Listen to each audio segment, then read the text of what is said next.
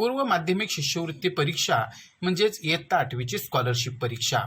या स्कॉलरशिप परीक्षेचा February 2024चा board परीक्षेचा पेपर म्हणजेच ही जी सरकारी प्रश्नपत्रिका आहे तर ती आज आपण या व्हिडिओमध्ये कशी सोडवायची ते पाहणार आहोत। स्कॉलरशिप परीक्षेमध्ये यश मिळविण्यासाठी अचूक मार्गदर्शन आवश्यक आहे, म्हणजे अभ्यास करणाऱ्या प्रत्येक विद्यार्थ्याला हमखास यश मिळते। शिको आनंदी चॅनेलच्या माध्यमातून तुम्हा सर्व विद्यार्थ्यांना अचूक मार्गदर्शन करण्याचा माझा हा प्रयत्न आहे। या व्हिडिओमध्ये मराठी विषयाची स्कॉलरशिप परीक्षेची परिपूर्ण तयारी आपण करणार आहोत।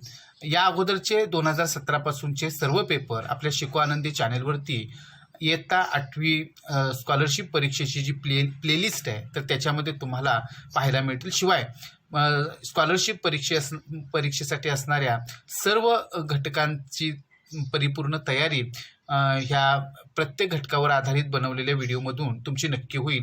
ते सर्व व्हिडिओ तुम्ही जरूर पहा। चला तर मग आपण ही फेब्रुवारी 2024ची प्रश्नपत्रिका अभ्यासूया।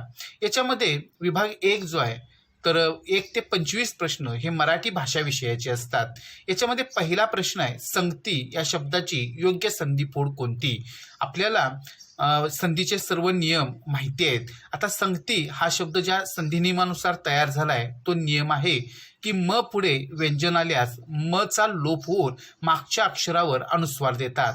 इथे बघा पहिलाच पर्याय असा आहे की तिथे म नंतर ग हे व्यंजन आलेलं आहे आणि अशा वेळेला मागील म चा लोप झालेला आहे, म्हणजे म नाहीस झालेला आहे आणि त्याच्या अगोदरचं जे अक्षर आहे स त्याच्यावरती अनुस्वार आलेला आहे। इथे ग पुढे व्यंजन आलेलं आहे म नंतर, अर्थातच म चा लोप झालेला आहे आणि स वरती अनुस्वार येऊन संगती हा शब्द तयार झाला, म्हणून या प्रश्नाचं उत्तर पर्याय क्रमांक 1 आहे। प्रश्न दुसरा आहे, घरटे विणणाऱ्या शिंपी पक्ष्याची चोच एखाद्या सुईसारखी पातळ आणि टोकदार असते। या वाक्यात आलेले धातू साधित विशेषण कोणते? आपल्याला धातू म्हणजे काय माहिती आहे की क्रियापदातील प्रत्ययरहित मूळ शब्द, आणि धातू साधित कशाला म्हणायचं तर धातूला विविध प्रत्यय लागून बनणाऱ्या व अपुरी क्रिया दाखविणाऱ्या शब्दांना धातू साधिते किंवा कृदंते असे म्हणतात। इथे जर आपण बघितलं तर टोकदार, पातळ, सुईसारखी हे तिन्ही शब्द हे क्रियावाचक नाहीत, म्हणजेच ते धातू साधित नाहीत। परंतु विणणाऱ्या हा जो शब्द आहे तर तो शिंपी पक्षाबद्दल अधिक माहिती सांगण्यासाठी आलेला आहे आणि मूळ शब्द विणणे आणि त्याला प्रत्यय लागून तो विणणाऱ्या असा तयार झालेला आहे। शिवाय तो क्रियावाचक आहे, परंतु इथं वाक्याचा अर्थ तो पूर्ण करत नाही, तो विशेषण म्हणून इथं आलेला आहे आणि म्हणून या वाक्यामधील धातुसाधित विशेषण हे पर्याय क्रमांक 4 विणणाऱ्या हे आहे।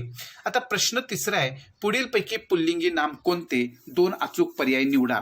आपल्याला कोणत्याही नामाचं लिंग ठरवत असताना त्या नामापूर्वी तो, ती, ते यापैकी कोणतंही एक सर्वनाम ठेवून आपल्याला त्या नामाचं लिंग ओळखायचं असतं। शिवाय दिलेलं नाम जर अनेक वचनी असेल तर त्याचं आपल्याला एक वचन करून घेऊन मग लिंग ठरवायचं आहे।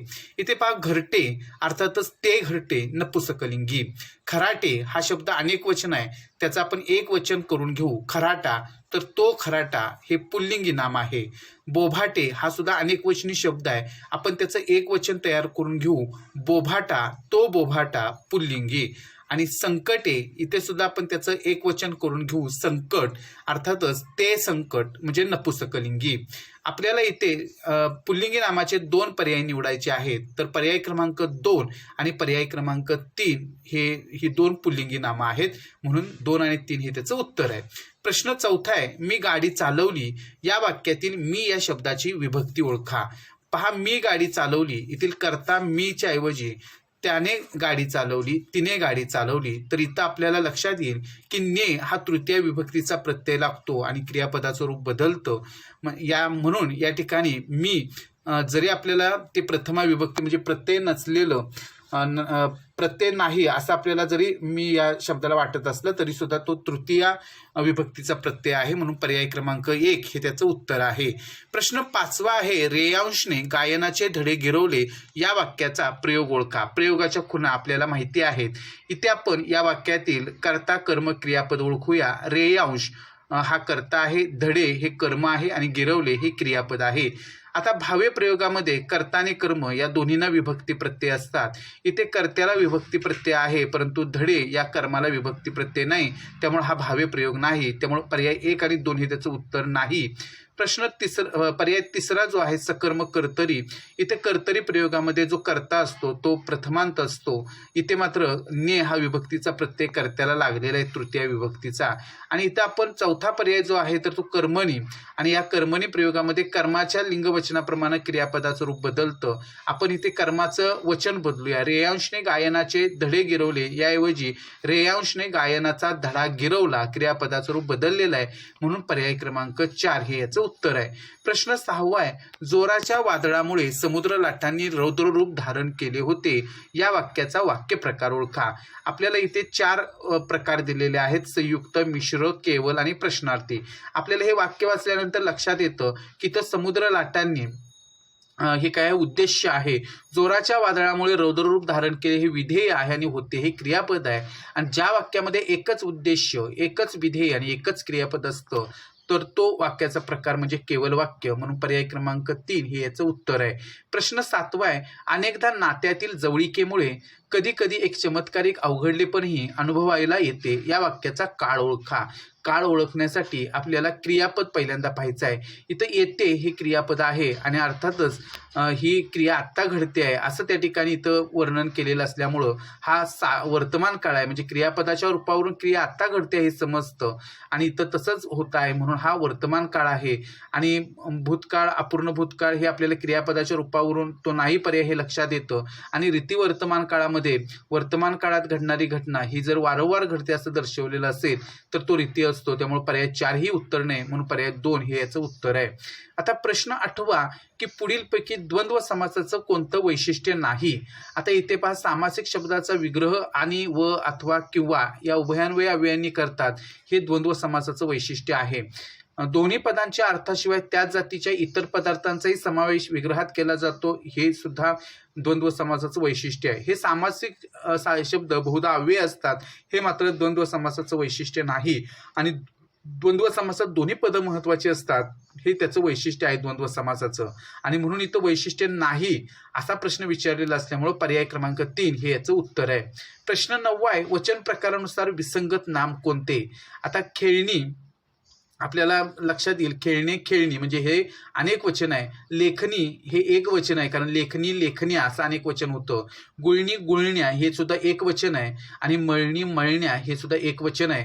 आपल्याला विसंगत म्हणजे न जुळणारा जो पर्याय आहे किंवा न जुळणारं जे नाम आहे वचन प्रकारानुसार, तर त्या अर्थातच इथं पर्याय क्रमांक 1 खेळणी आहे, कारण ते एकच अनेक वचन आहे आणि बाकीचे 3 पर्याय जे आहेत ते एक वचनाचे आहेत.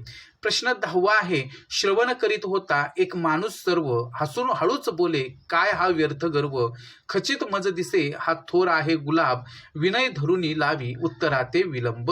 या ओळी कोणत्या वृत्ताच्या आहेत. आपल्याला भुजंगप्रयात, वसंत तिलकाने मालिनी ही 3 वृत्त आहेत. इंद्रवज्रा हे काय अभ्यासक्रमासाठी वृत्त नाही.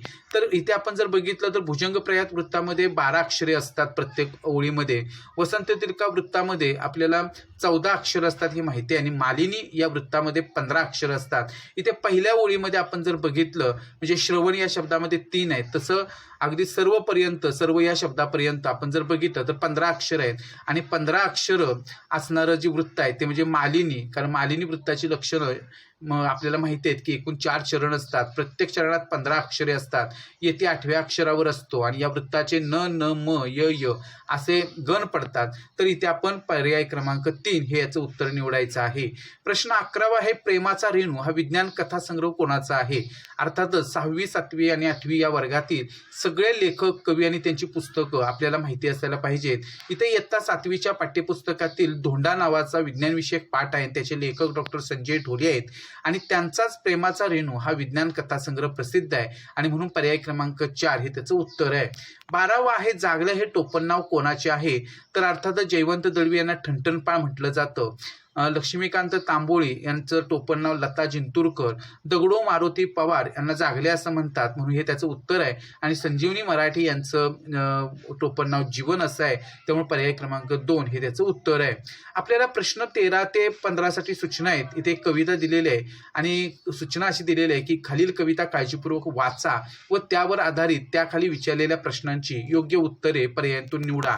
इथं स्क्रीनवरती तुम्हाला जी कविता दिलेली आहे त्याचा स्क्रीनशॉट काढा, ती कविता वाचा, म्हणजे पुढे आपण जी काही यावरच्या प्रश्नांची उत्तरं आपण शोधणार आहोत तर ती उत्तरं तुम्हाला चांगल्या प्रकारे समजण्यास मदत होईल. आता पहा, इथे 13वा प्रश्न या कवितेवरती विचारलेला आहे की माणसाने कोणाचा सामना करावा असं कवितेत सांगितले आहे. आता तुम्ही कविता वाचलेली असेल तर त्या कवितेतली ही ओळ पहा. परिस्थितीशी भिडवून छाती 2 हात करत चल. इथे परिस्थितीशी सामना करावा असं सांगितलेलं आहे म्हणून पर्याय क्रमांक 3 हे त्याचं उत्तर आहे. प्रश्न 14 आहे की कवितेतील वर्णनानुसार आपल्या सामर्थ्याचा उपयोग कशासाठी करावा. या कवितेमध्ये ही एक ओळ आलेली आहे पहा की सामर्थ्य आहे हातात जर स्वप्ने डोळ्यात घेऊन चल. तर इथे आपल्याला जीवनाची ध्येयपूर्ती, कारण स्वप्ने डोळ्यात घेऊन चल म्हणजे जीवनाची ध्येयपूर्तीकडे तू लक्ष दे असं म्हटलेलं आहे. प्रश्न 15वा आहे खालील कवितेतील वर्णनानुसार विसंगत विधान कोणते, म्हणजे या कवितेतील आशयाशी संबंधित कुठली ओळ आलेली नाही असं विचारलेलं आहे. तर प्रत्येकाने मिळालेल्या संधीचा उपयोग करावा ही ओळ इथं आलेली आहे की संधी मिळेल तुलाही लगेच हिरमुसू नको असं म्हटलेलं आहे. मदत करणाऱ्यांसाठी आपल्याही चेहऱ्यावर हसू असावे. तर इथे ओळ आलेली आहे कवितेमध्ये, अरे अशाच आपल्यासाठी तूही थोडं हसून बघ. त्यामुळं इथं ही या ओळीशी संबंधित कवितेमध्ये ओळ आलेली आहे, त्यामुळे हे वाक्य बरोबर आहे. प्रत्येकाच्या आयुष्यात थोड्या तरी उणिवा असतातच या अर्थाची ओळ कवितेमध्ये प्रत्येकाच्या आयुष्यात काहीतरी असतेच थोडे आलेले आहे. आणि संकटावर मात करताना मागे वळून पाहावे असं या कवितेमध्ये कुठेही आलेलं नाही आणि म्हणून पर्याय क्रमांक 4 हे त्याचं उत्तर आहे. आता पुढचं प्रश्न क्रमांक 16 ते 18 यासाठी एक उतारा दिलेला आहे आणि उतार्यावरती सूचना दिलेली आहे आपल्याला उतार्यासाठी की खालील उतारा काळजीपूर्वक वाचा व त्यावर आधारित त्याखाली विचारलेल्या प्रश्नांची उत्तरे पर्यायातून निवडा. या उतार्याचा सुद्धा स्क्रीनशॉट तुम्ही घ्या. उतारा चांगल्या प्रकारे 2 ते 3 वेळा वाचा, म्हणजे यावरील प्रश्नांची उत्तरं आपल्याला कशी शोधायची असतात हे तुम्हाला आता कळेल. पहा, या उतार्यावरती प्रश्न विचारलेला आहे 16वा की नाण्यांवर कोरलेल्या कालोल्लेखांवरून कोणती माहिती मिळू शकते. अर्थातच या उतार्यामध्ये ही ओळ आलेली आहे पहा की विविध प्रकारच्या कालगणनांची उकल नाण्यांवर कोरलेल्या कालोल्लेखांवरून होऊ शकते आणि पर्याय क्रमांक 1 हे त्याचं उत्तर आहे की कालगणनांची उकल समजते. प्रश्न 17वा आहे उतार्यावरती की उतार्यात आलेल्या बहुआयामित्व या शब्दाचा योग्य अर्थ कोणता. इथे आपल्याला हा संदर्भ आहे की तरी त्यांचं बहुआयामित्व लक्षात घेतले तर ज्ञानाची उघडी खिडकी हे त्याचं स्वरूप विसरून चालणार नाही आणि म्हणून बहुउपयोगिता हा बहुआयामित्व या शब्दाचा अर्थ हे लक्षात येईल. 18वा प्रश्न आहे वरील उतार्यावरून असत्य विधान कोणते. नाण्याला 3 बाजू असतात म्हणजे याच्याशी संबंधित वाक्य आपल्याला उतार्यामध्ये आहे. नाण्यांमुळे इतिहासातील घटनांच्या नोंदी कळतात हेही वाक्य या उतार्यामध्ये आहे. नाणी संग्रह करणं हा अतिशय खर्चिक छंद आहे. तर खर्चिक आहे पण अतिशय तो नाही, कारण इथे एक अर्थाची ओळ आहे पहा की नाणी संग्रह करणे हा जरी थोडा खर्चिक छंद असला, म्हणजे इथे थोडा म्हटलेला आहे, खर्चिक आहे पण तो थोडा खर्चिक आहे, अतिशय नाही म्हणजे खूप नाही आहे. त्यामुळं उतार्यावरून हे असत्य विधान हे आपल्या लक्षात येतं. आणि 4थं वाक्य आहे की संग्रहित केलेली नाणी म्हणजे ज्ञानाची उघडी खिडकी होय. तर हे वाक्य इथं आलेलं आहे, त्यामुळे पर्याय क्रमांक 4 ह्या उतार्यामध्ये त्या आशयावर आधारित ते वाक्य असल्यामुळं तेही बरोबर आहे, म्हणजे पर्याय क्रमांक 3 हे त्याचं उत्तर आहे. आता प्रश्न 19वा आहे की करुणा या शब्दाचा समानार्थी शब्द निवडा. आता करुणा म्हणजे दया आणि अर्थातच कीव असा बोलीभाषेमध्ये शब्द आहे. कीव वाटणं, कीव येणं म्हणजे दया येणं, म्हणून पर्याय क्रमांक 4 हे त्याचं उत्तर आहे. निकट या शब्दाचा विरुद्धार्थी शब्द आपल्याला विचारलेला आहे. आता निकट असणं म्हणजे जवळ असणं. आता निकट या शब्दाचे जवळ, संलग्न आणि समीप हे समानार्थी शब्द आहेत, परंतु दूर हा एक विरुद्धार्थी शब्द इथं आलेला आहे. पर्याय क्रमांक 1. 21वा प्रश्न आहे की पुढीलपैकी एकूण अशुद्ध शब्द किती. आपण एक एक शब्द पाहू. तल्लीन हा शुद्ध शब्द आहे. अंतर्जाल असं म्हटलेलं आहे पण तो शब्द आंतरजाल असा पाहिजे होता, हा अशुद्ध शब्द आहे. विपुल हा शब्द याच्यामध्ये पचा उकार पहिला असायला हवा होता, तो असा लिहायला हवा विपुल. पाऊल शब्द बरोबर आहे पण त्याचं अनेक वचन पावले जेव्हा होतं तेव्हा तिथे व यायला हवं होतं, म्हणजे पावले असा शब्द तो बनायला हवा होता. म्हणजे लढीवाळ नाहीसा जय्यत हे शब्द पुढचे बरोबर आहेत, म्हणजे इथं चुकलेले शब्द अशुद्ध शब्द जे आहेत ते 3 आहेत आणि म्हणून पर्याय क्रमांक 2 हे त्याचं उत्तर आहे. प्रश्न 22वा आहे की पुढीलपैकी चुकीचा अर्थ असलेला अलंकारिक शब्दाचा पर्याय निवडा. 2 अचूक पर्याय निवडायचे आहेत. आपण सूचना नीट लक्षात घ्यायच्या, म्हणजे त्याप्रमाणे आपल्याला वर्तुळं रंगवायचे आहेत, भरायचे आहेत. आता प्रश्न 1 असा आहे की पर्याय 1 असा आहे की अरण्य रुदन ज्याचा उपयोग नाही असे कृत्य बरोबर आहे. आळवावरचे पाणी अल्पकाळ न टिकणारे, तर हे चुकीचं आहे. त्याचा अर्थ आळवावरचे पाणी म्हणजे अल्पकाळ टिकणारे, म्हणजेच या ठिकाणी चुकीचा अर्थ इथं दिलेला आहे. पांढरा कावळा म्हणजे निसर्गात नसलेली वस्तू, हे बरोबर आहे. आता परसातील भाजी म्हणजे खूप प्रयत्नानं मिळवलेली वस्तू, तर असा त्याचा अर्थ नसून परसातील भाजी म्हणजे अगदी सहजपणे मिळालेली वस्तू किंवा सहजपणे मिळणारी वस्तू, म्हणून पर्याय क्रमांक 4 हे इथे चुकीचा अर्थ असलेली ही जोडी आहे, म्हणून पर्याय क्रमांक 2 आणि 4 हे त्याचं उत्तर आहे. 23वा प्रश्न आहे की पुढील आकृतीत दिलेल्या अक्षरांपासून तयार होणाऱ्या वाक्प्रचाराचा अर्थ कोणता. अर्थातच इथे हा जो वाक्प्रचार आलेला आहे तो आपल्या पाठ्यपुस्तकातील आहे आणि हा वाक्प्रचार आहे मनावर मळब येणे आणि याचा अर्थ आहे निरुत्साह वाटणे, म्हणून पर्याय क्रमांक 4 हे त्याचं उत्तर आहे. प्रश्न 24वा आहे की परमेश्वराच्या कृतीचा उलगडा माणसाच्याने होत नाही या अर्थाची योग्य म्हण पर्यायांतून निवडा. अर्थातच देवाची करणी नारळात पाणी ही जी म्हण आहे, या म्हणीचा अर्थच मुळात परमेश्वराच्या कृतीचा आपल्याला सर्वसामान्य माणसाला उलगडा होत नाही असं त्या ठिकाणी आहे, म्हणून पर्याय क्रमांक 1 हे त्याचं उत्तर आहे. 25वा प्रश्न आहे की पुढीलपैकी दंत्यवर्ण कोणता. 2 अचूक पर्याय निवडायचे आहेत आणि उच्चार स्थानानुसार आपण जर बघितलं तर ळ आणि न हे मूर्धन्य वर्ण आहेत आणि स आणि न हे 2 वर्ण दंत्यवर्ण आहेत. आणि इथं दंत्यवर्ण कोणते आहेत तर त, थ, द, ध, न, ल, स हे आपल्याला माहिती असायला पाहिजे. अशा प्रकारे या 25व्या प्रश्नाचं उत्तर स आणि न असणार आहे. विद्यार्थी मित्र हो, ही 2024ची सरकारी प्रश्नपत्रिका आपण कशी सोडवायची पाहिलेलं आहे. तर अशाच प्रकारचे सर्व व्हिडिओ किंवा स्कॉलरशिप परीक्षेची परिपूर्ण तयारी करण्यासाठी तुम्ही शिकू आनंदे या तुमच्या हक्काच्या चॅनेलला नक्की भेट द्या. चॅनेल सबस्क्राईब करा. आज आपण या व्हिडिओमध्ये इथेच थांबू. धन्यवाद.